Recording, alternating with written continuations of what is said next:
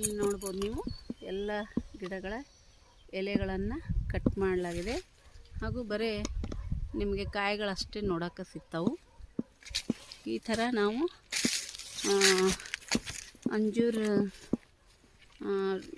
Cuttings ಕಾಯಿ ಆದ ತಕ್ಷಣ ಈ ಥರ ನಾವು ಮಾಡ್ತೀವಿ. ಎಲ್ಲ ಕಡೆ ನೀವು ಇದೇ ರೀತಿ ಕಾಣ್ಬೋದು.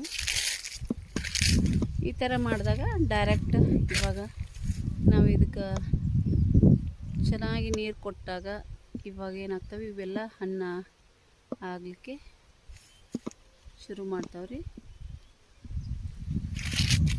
ಸೊ ಇದು ನಮಗೆ ಕಾಯಿಗಳು ಹಣ್ಣಾಗಿದ್ದೂ ನಮಗೆ ಗೊತ್ತಾಗ್ತೈತಿ. ಎಲೆಗಳಿದ್ದರೆ ನಮಗೆ ಗೊತ್ತಾಗಲ್ಲ ಎಲ್ಲೇ ಹಣ್ಣಾಗ್ಯಾವಂತ. ಬಹಳ ನಾವು ಚೆಕ್ ಮಾಡಿ ನೋಡಬೇಕಾಗುತ್ತೆ. ಇದು ಅಂದರೆ ಈಸಿ ಇರುತ್ತೆ.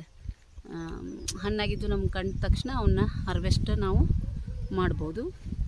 ಥರ ಎಲ್ಲ ಗಿಡಗಳಿಗೆ ನಾವು ಇದೇ ಥರ ಮಾಡಿದ್ದೀವಿ. Thank you.